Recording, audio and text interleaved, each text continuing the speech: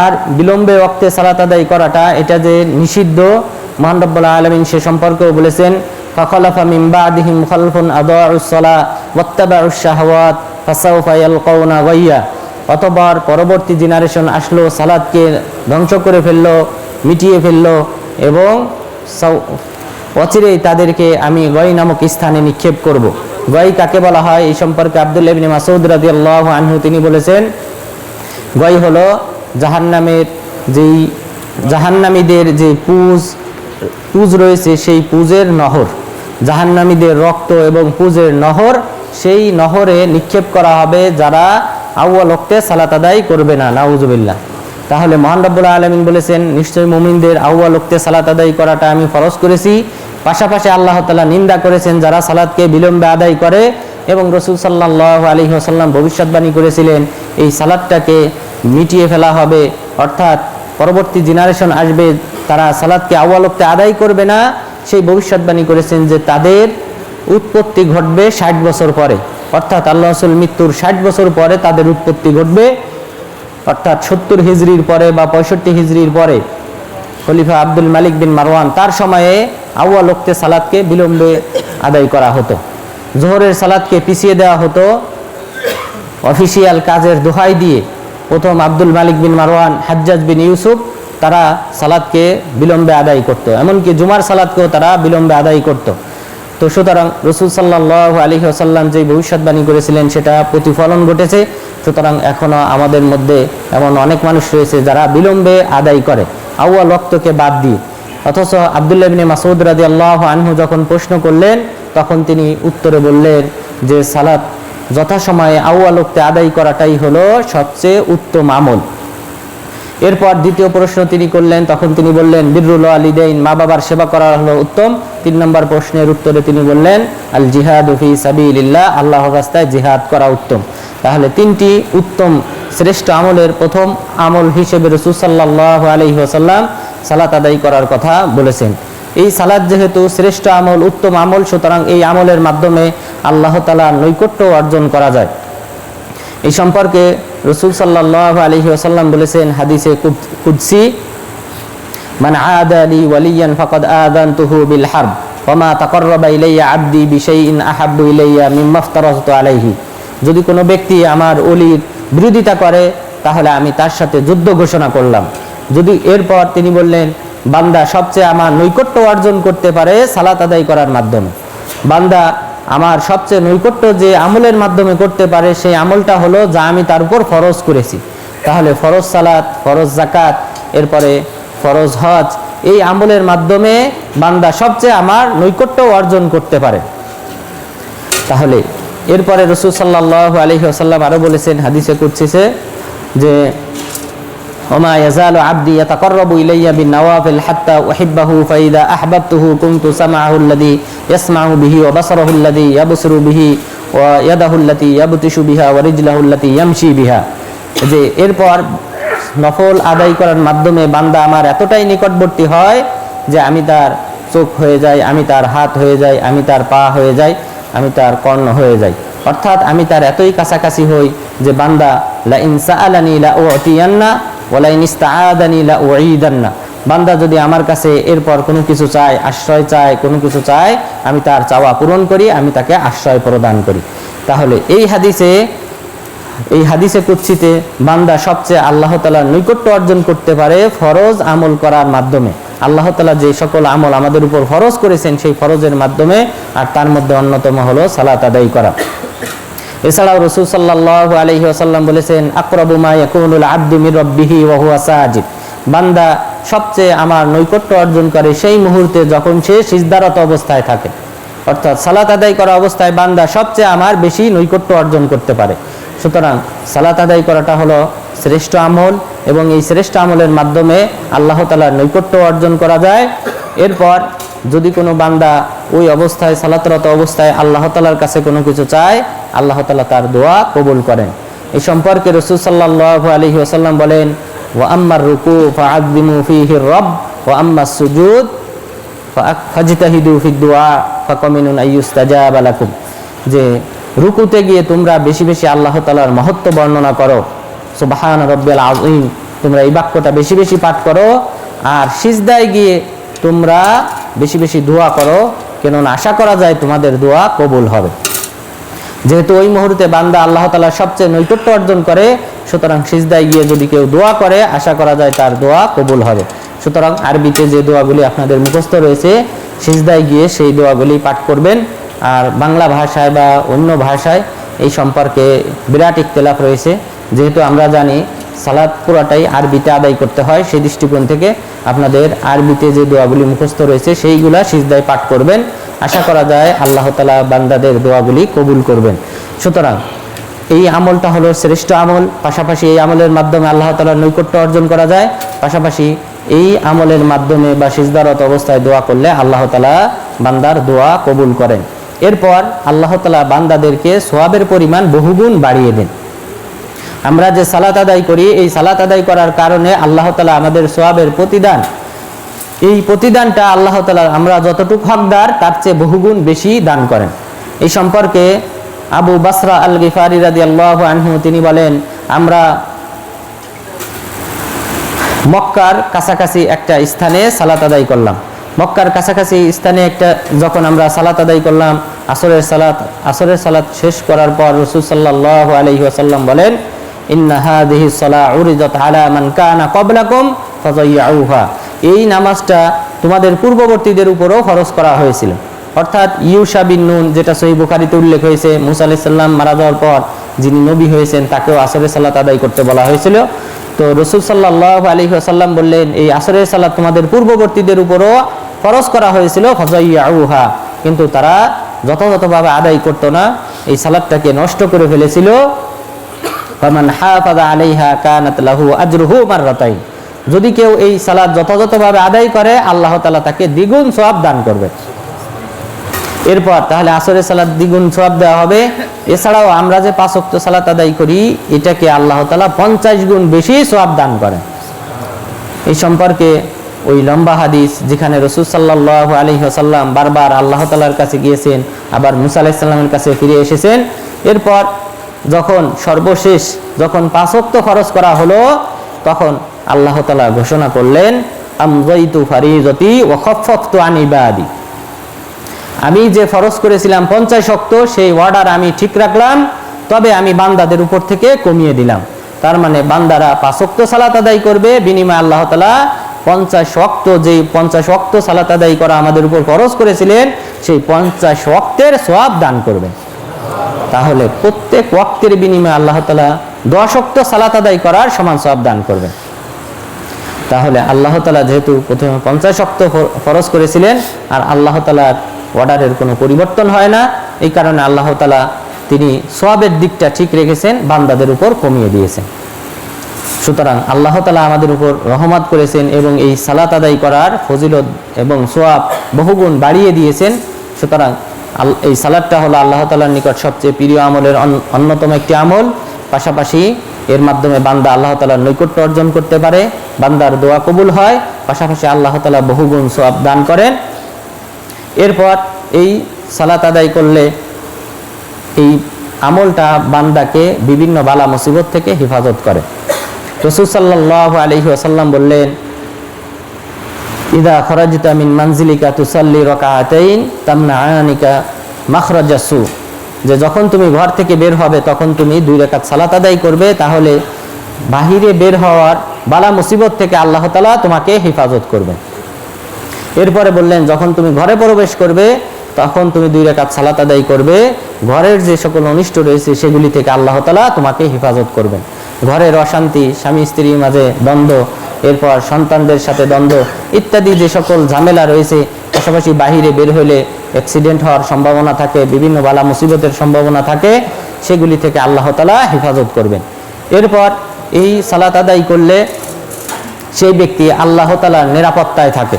রাসূল সাল্লাল্লাহু আলাইহি ওয়াসাল্লাম বলেছেন, মান সাল্লা সালাতানা ওয়াস্তাকবালা কিবলাতানা ওয়া আকালা যাবিহাতানা ফাযালিকাল মুসলিমুল লাযী লাহু যিম্মাতুল্লাহি ওয়া যিম্মাতু রাসূলি, তোমাদের মধ্যে যে ব্যক্তি আমাদের মতো করে সালাত আদায় করবে, আমাদের মতো কিবলামুখী হবে, ওয়া আকালা যাবিহাতানা, আমাদের যুবকৃত পশু ভক্ষণ করবে, সেই হলো মুসলিম, এবং সেই ব্যক্তির জন্য, এই মুসলিমের জন্যই হলো নিরাপত্তা, এবং এই ব্যক্তি আল্লাহ এবং তার রসুলের নিরাপত্তায় থাকবে। ফালা তুগফিরুল্লাহ ফি যিম্মাতি, সুতরাং তোমরা আল্লাহ এবং তার রসুলের এই নিরাপত্তাকে ভঙ্গ করো না, নিরাপত্তাকে ভঙ্গ করে কোনো মুসলিমকে, কোনো নামাজি ব্যক্তিকে হত্যা করো না। তাহলে আল্লাহ এবং আল্লাহ রসুল নিরাপত্তা দান করেছেন যে ব্যক্তি সালাত আদায় করবে তাকে হত্যা করা হারাম। এরপরে আরও এই সম্পর্কে ইমাম জোহরি রাহিমাহুল্লাহ তিনি একটি ঘটনা উল্লেখ করেছেন। ইমাম জোহরি রাহিমাহুল্লাহ বলেন যে সালেম, আব্দুল্লাহ ইবনে ওমর রাদিয়াল্লাহু আনহুর ছেলে সালেমকে হাজ্জাজ বিন ইউসুফ সে নির্দেশ প্রদান করে যে এক ব্যক্তিকে হত্যা করতে, অমুককে হত্যা করো। তখন সালেম তিনি ওই ব্যক্তিকে ডাকলেন, ডাকার পর বললেন আসল্লাইতা সুবহ, তুমি কি ফজরের সালাত আদায় করেছো? তখন তিনি বললেন হ্যাঁ আদায় করেছি। তখন তিনি বললেন ইনতলিক, তুমি চলে যাও। হাজ্জাজ বিন ইউসুফ অবাক হলেন যে আমি যাকে হত্যা করার নির্দেশ দিয়েছি, যেই হাজ্জাজ বিন ইউসুফ লক্ষাধিক মানুষকে হত্যা করেছিল, সেই জুলুমবাজ ব্যক্তির দরবারে দাঁড়িয়ে সালেম, আব্দুল্লাহ ইবনে ওমর রাদিয়াল্লাহু আনহুর ছেলে সালেম তিনি বললেন যে একজন অপরাধীকে তাকে ছেড়ে দিতে বললেন, তুমি চলে যাও। এমন দুঃসাহস দেখানোর পর হাজ্জাজ বিন ইউসুফ জিজ্ঞাসা করলেন, কেন তুমি হত্যা করো নাই? তখন তিনি বললেন, আমি আমার বাবাকে বলতে শুনেছি, আমার বাবা রাসূল সাল্লাল্লাহু আলাইহি ওয়াসাল্লামকে বলতে শুনেছেন, মান সাল্লা সুবহা ফাহুয়া ফি জাওয়ারিল্লাহ, যে ব্যক্তি ফজরের সালাত আদায় করলো সে আল্লাহ তাআলার নিরাপত্তায়। সুতরাং যে ব্যক্তিকে আল্লাহ তাআলা নিরাপত্তা দিয়েছে সেই ব্যক্তিকে আমি হত্যা করতে পারি না। তখন হাজ্জাজ বিন ইউসুফ আব্দুল্লাহ ইবনে ওমর রাদিয়াল্লাহু আনহুকে জিজ্ঞাসা করলেন যে তুমি কি রাসূল সাল্লাল্লাহু আলাইহি ওয়াসাল্লাম থেকে এই হাদিস শুনেছো? তখন তিনি বললেন হ্যাঁ শুনেছি। সুতরাং এই ব্যক্তিকে এই যে নিরাপত্তা দেওয়া হয়েছে, অর্থাৎ যারা সালাত আদায় করবে নামাজি ব্যক্তিকে হত্যা করতে নিষেধ করা হয়েছে। এবং আপনারা জানেন আমরা যে ফিরকায়ে বাতিলা নিয়ে আলোচনা শুরু করেছি, ভ্রান্ত দল, তাদের মধ্যে খাওয়ারিজদের মধ্য থেকে ওই যে ব্যক্তির কথা নিয়ে আমরা শুরু করেছিলাম, যেই ব্যক্তি রাসূল সাল্লাল্লাহু আলাইহি ওয়াসাল্লামের দরবারে বলেছিল ইয়াদিল ইয়া মুহাম্মদ, হে মুহাম্মদ ইনসাফপূর্ণ বন্টন করো, ওই ব্যক্তি খাওয়ারিজদের দূষণ। সেই ব্যক্তির ক্ষেত্রেও বলা হয়েছে যে এই ব্যক্তিকে যখন ওমর ইবনুল খাত্তাব, খালিদ বিন ওয়ালিদ এই দুইজন সাহাবী যখন বলেছিল হে আল্লাহর রাসূল অনুমতি দেন তাকে হত্যা করি, রাসূল সাল্লাল্লাহু আলাইহি ওয়াসাল্লাম বলেছেন যে সম্ভবত সে সালাত আদায় করে। সুতরাং নামাজিকে হত্যা করতে আল্লাহ তাআলা আমাকে নিষেধ করেছেন, এই কারণে আমি হত্যা করলাম না, না হলে এই ব্যক্তিকে হত্যা করে ফেলতাম। তাহলে সালাত হলো এমন একটা আমল যে আমলের মাধ্যমে আমাদেরকে নিরাপত্তা দেওয়া হয়েছে, আমাদের জীবনের নিরাপত্তা দেওয়া হয়েছে। এরপর এই সালাত আদায় করলে বান্দার পাপসমূহ আল্লাহ তাআলা ক্ষমা করে দেন। রাসূল সাল্লাল্লাহু আলাইহি ওয়াসাল্লাম বলেছেন আরাআইতুম লাউ আন্না নাহারান বিবাবি আহাদিকুম ইয়াগতাসিলু ফীহি কুল্লা ইয়াওম 5 মাররাত হাল ইয়াবকা মিন দারানিহি শাই? ক্বালু লা ইয়াবকা মিন দারানিহি শাই। ক্বালা ওয়া যালিকা মাসালুস সালাওয়াতিল 5 ইয়ামহুল্লাহু বিহিন্নাল খাতায়া। যে তোমাদের কি মনে হয় তোমাদের বাড়ির পাশ দিয়ে যদি একটি নদী প্রবাহিত হয়, সেই নদীতে কোনো ব্যক্তি যদি 5 বার গোসল করে তাহলে কি তার শরীরে কোনো ময়লা থাকবে? সাহাবাগণ বললেন যে না, 5 বার গোসল করলে তার শরীরে কোনো ময়লা থাকতে পারে না। তখন রাসূল সাল্লাল্লাহু আলাইহি ওয়াসাল্লাম বললেন এটাই হলো 5 ওয়াক্ত সালাতের উপমা, দৃষ্টান্ত। যদি কোনো ব্যক্তি 5 ওয়াক্ত সালাত আদায় করে তাহলে আল্লাহ তাআলা তার পাপসমূহ ক্ষমা করে দেবেন। সুতরাং বান্দাদের পাপ ক্ষমা হয়, এই সম্পর্কে অনেক হাদিস রয়েছে। রাসূল সাল্লাল্লাহু আলাইহি ওয়াসাল্লাম একদা শুকনা ডাল নাড়া দিলেন, গাছের পাতা ঝরে পড়ল। এরপর তিনি বললেন যদি কোনো ব্যক্তি সালাত আদায় করে, উত্তমভাবে উযু করে সে সালাত আদায় করে, তাহলে এই পাতাগুলি যেভাবে ঝরে পড়েছে সেভাবে তার পাপ ঝরে পড়ে। সুতরাং পাপ ক্ষমা হয়। সুতরাং এরপর পাপ যদি ক্ষমা হয়ে যায় তাহলে অবশ্যই আমাদেরকে কবরে নিরাপত্তা দান করা হবে। রাসূল সাল্লাল্লাহু আলাইহি ওয়াসাল্লাম বলেছেন ইন্নাল মাইয়িতা ইযা উযিয়া ফি কবরিহি কানাতিস সালাতু ইনদা রাসি। যদি কোনো ব্যক্তি মুমিন হয়, তাকে যদি কবরস্থ করা হয়, সালাত তার মাথার কাছে দণ্ডায়মান হয়। সালাত তার মাথার কাছে এসে তাকে নিরাপত্তা প্রদান করে। এরপর সিয়াম তার হাতের ডান পাশে এসে নিরাপত্তা প্রদান করে। যাকাত তার হাতের বাম পাশে অবস্থান করে নিরাপত্তা প্রদান করে। অন্যান্য ভালো আমলগুলি তার পায়ের কাছে অবস্থান করবে, নিরাপত্তা প্রদান করবে। যদি তার মাথার দিক থেকে শাস্তিদাতা ফেরেশতা আসেন তখন সালাত বলে মা কিবালি মাদখাল, আমার পাশ দিয়ে প্রবেশ করার অধিকার তোমার নেই। এখন কোনো ব্যক্তি যদি নামাজ আদায় না করে অবশ্যই মাথার দিক থেকে এসে ফেরেশতা তাকে শাস্তি প্রদান করবেন। এবং আপনারা জানেন লম্বা হাদিস, সেখানে কোনো এক ব্যক্তিকে পাথর দিয়ে মাথা চূর্ণ বিচূর্ণ করা হচ্ছে। তার অপরাধ কি ছিল? 2টি অপরাধের কথা বলা হয়েছে। সে কোরআনের হাফেজ ছিল, সে আমল করতো না, এবং ওয়াকানা ইয়ানামু আনিস সালাতিল মাকতুবা, ফরজ সালাতের সময় সে ঘুমিয়ে থাকতো। সুতরাং রাসূল সাল্লাল্লাহু আলাইহি সাল্লাম এই শাস্তিটা তিনি দেখে এসেছেন, পাথর দিয়ে তার মাথাকে চূর্ণ বিচূর্ণ করা হচ্ছে। কারণ মাথাটা হলো বান্দার শ্রেষ্ঠ অঙ্গ এবং সালাত হলো আল্লাহ তাআলার দেওয়া পৃথিবীতে শ্রেষ্ঠ ইবাদত। সুতরাং শ্রেষ্ঠ ইবাদতকে নষ্ট করার কারণে কবরে তাকে এই মাথা চূর্ণ বিচূর্ণ করার মাধ্যমে শাস্তি প্রদান করা হবে, নাউজুবিল্লাহ। এরপর হাসরের ময়দানে নামাজি ব্যক্তিকে আল্লাহ তাআলা ছায়া প্রদান করবেন, আল্লাহ তাআলা তার আরশের নিচে ছায়া প্রদান করবেন। সাবাতুন ইযিল্লুহুমুল্লাহু ফি যিল্লিহি ইয়াওমা লা যিল্লা ইল্লা যিল্লুহু। 7 শ্রেণীর ব্যক্তিকে আল্লাহ তাআলা হাসরের ময়দানে ছায়া প্রদান করবেন তার আরশের নিচে, যে সময় অন্য কোনো কিছুর ছায়া থাকবে না। এরপর বললেন ওয়ারাজুলুন মুআল্লাকুন কলবুহু বিল মাসাজিদ, সেই ব্যক্তিকে, যেই ব্যক্তির অন্তরটা লটকিয়ে রয়েছে মসজিদের সাথে, সর্বদা কখন আজান হবে সেই প্রতীক্ষায় যে ব্যক্তি থাকে, কখন মসজিদে গিয়ে আমি সালাত আদায় করব, জামাতে সালাত আদায় করব, এই প্রতীক্ষায় যে ব্যক্তি থাকে সেই ব্যক্তিকে আল্লাহ তাআলা আরশের নিচে ছায়া প্রদান করবেন। এরপর শুধুমাত্র তাহলে কবরেও নিরাপদ, হাসরের ময়দানেও নিরাপদ, সেখানেও শাস্তি হবে না। এরপর তাহলে অবশ্যই তাকে জাহান্নাম থেকে মুক্তি দান করা হবে। রাসূল সাল্লাল্লাহু আলাইহি ওয়াসাল্লাম বলেছেন লাইয়ালি জান্নার আহাদ সাল্লা ক্বাবলা তুলুইশ শামসি ওয়া ক্বাবলা গুরুবিহা, সেই ব্যক্তি কখনোই জাহান্নামে প্রবেশ করবে না যে ব্যক্তি সূর্য ওঠার পূর্বে সালাত আদায় করে, সূর্য ডোবার পর সালাত আদায় করে, সূর্য ডোবার পূর্বে সালাত আদায় করে। তাহলে যে ব্যক্তি আসরে সালাত আদায় করে, যে ব্যক্তি ফজরে সালাত আদায় করে, সেই ব্যক্তি কখনোই জাহান্নামী হবে না। তাহলে যে ব্যক্তি 5 ওয়াক্ত সালাত আদায় করে অবশ্যই সে জাহান্নামী হবে না। সুতরাং সেই ব্যক্তিকে জাহান্নাম থেকে নিরাপত্তা দান করা হবে। এরপর সেই ব্যক্তির ঠিকানা হবে জান্নাত। রাসূল সাল্লাল্লাহু আলাইহি ওয়াসাল্লাম বলেছেন মিফতাহুল জান্নাহ আস-সালাহ ওয়া মিফতাহুস সালাহ আল-ওযু, জান্নাতের চাবিকাঠি হলো সালাত আদায় করা, আর সালাতের চাবিকাঠি হলো ওযু করা। সুতরাং যে ব্যক্তি সালাত আদায় করবে সে জান্নাত পাবে। এবং এই সম্পর্কে রাসূল সাল্লাল্লাহু আলাইহি ওয়াসাল্লাম তাকে যখন জিমাম বিন সাআলাবা এসে জিজ্ঞাসা করলেন, হে আল্লাহর রাসূল, এমন একটা আমলের কথা বলেন যে আমল করলে আমি জান্নাতি হব, তখন তিনি বললেন যে তা'বুদুল্লাহ ওয়া লা তুশরিক বিহি শাইআ ওয়া তুআদ্দিস সালাতাল মাকতুবা, যে তুমি আল্লাহ তাআলার সাথে শিরক করবে না এবং তুমি এক আল্লাহ তাআলার ইবাদত করবে, ফরজ সালাত আদায় করবে, যাকাত প্রদান করবে, রমজান মাসে সিয়াম পালন করবে, অর্থাৎ ফরজ ইবাদতগুলি তুমি করবে। তখন রাসূল সাল্লাল্লাহু আলাইহি ওয়াসাল্লাম বললেন, এই ব্যক্তি যখন চলে যাবেন তখন তিনি বললেন মান সাররাহু আইয়ানদুরা ইলা রাজুলিন মিন আহলিল জান্নাহ ফালিয়ানদুর ইলা হাদা, এই ব্যক্তি বললেন আমি ফরজ আমলগুলাই করব, নফল সুন্নত এগুলি আমি করব না। তখন আল্লাহ রাসূল বললেন তোমাদের মধ্যে কেউ যদি জান্নাতি ব্যক্তি দেখতে চায় দুনিয়াতে, তাহলে এই জিমাম বিন সাআলাবার দিকে যেন তাকায়। তাহলে ফরজ, কমপক্ষে ফরজটা আপনারা মিস করবেন না। যারা নিয়মিত সালাত আদায় করেন না তাদেরকে বলি তারা কমপক্ষে ফরজটা ছাড়বেন না, ফরজটাও যদি আদায় করেন। এই সাহাবীকে আল্লাহ রাসূল জান্নাতের সুসংবাদ দিয়েছেন, সাহাবাদেরকে উদ্বুদ্ধ করেছেন, দেখো এই ব্যক্তি জান্নাতি, সে শুধু ফরজ আদায় করবে। তাহলে ফরজটাকে আপনি যদি যথাযথভাবে আদায় করেন, 5 মিনিট সময় লাগে 4 ওয়াক্ত সালাত আদায় করতে, তাহলে ফজর এই সব যদি 5 মিনিটই ধরেন, জামাতে যদি আপনি অংশগ্রহণ করেন 5 মিনিটে সাধারণত 1 ওয়াক্ত সালাত হয়ে যায়, 5-5 মিনিট। এটাও যদি আমরা আল্লাহর রাস্তায় ব্যয় না করি তাহলে কিভাবে আমরা নাজাত কামনা করি, কিভাবে আমরা জান্নাতে যেতে চাই? তো সুতরাং কমপক্ষে আপনার ফরজটা আদায় করবেন। এই জিমাম বিন সাআলাবা রাদিয়াল্লাহু আনহুকে আল্লাহ রাসূল দুনিয়াতে শুভ সংবাদ দিয়েছেন ফরজটাকে আঁকড়ে ধরার কারণে। সুতরাং অবশ্যই আপনারা ফরজটাকে আঁকড়ে ধরবেন। এরপর জান্নাতে আল্লাহ তাআলা বহুগুণ মর্যাদা বৃদ্ধি করে দেবেন যে সকল ব্যক্তিরা নামাজি ব্যক্তি। এই সম্পর্কে একটি দলিল দিয়েই শেষ করব, সেটা হলো রবিআত ইবনে কাব আল আসলামী রাদিয়াল্লাহু আনহু, তিনি রাসূল সাল্লাল্লাহু আলাইহি ওয়াসাল্লামের খাদেম ছিলেন, তিনি আল্লাহ রাসূলের সেবা করতেন। রাতে যখন তিনি তাহাজ্জুদের সালাত আদায় করার জন্য উঠতেন তখন তিনি পানি এগিয়ে দিতেন। একদিন পানি তিনি এগিয়ে দিলেন, ওযু করার জন্য পানি যখন এগিয়ে দিলেন তখন রাসূল সাল্লাল্লাহু আলাইহি ওয়াসাল্লাম তাকে বললেন তুমি কিছু চাও আমার কাছে।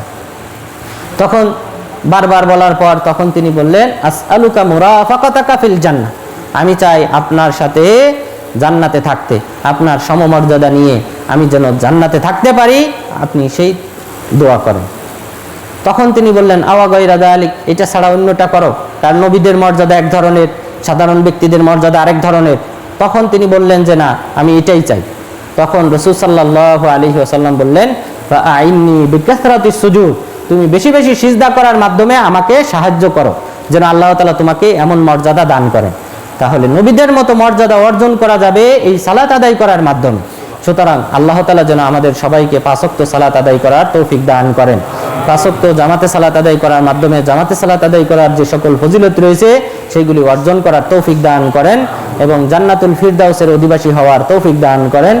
আমিন। ওয়া সাল্লাল্লাহু আলা নবিয়িনা মুহাম্মদ ওয়া আলা আলিহি ওয়া সাহবিহি আজমাইন।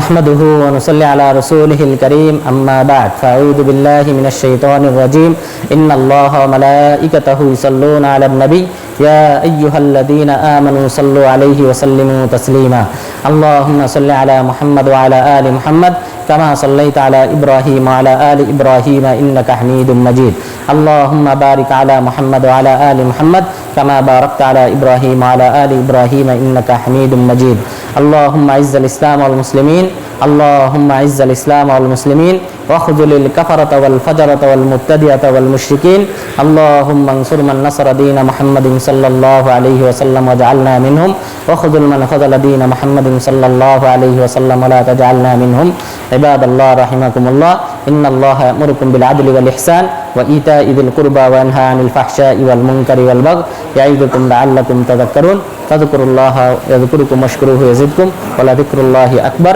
والله يعلم ما تصنعون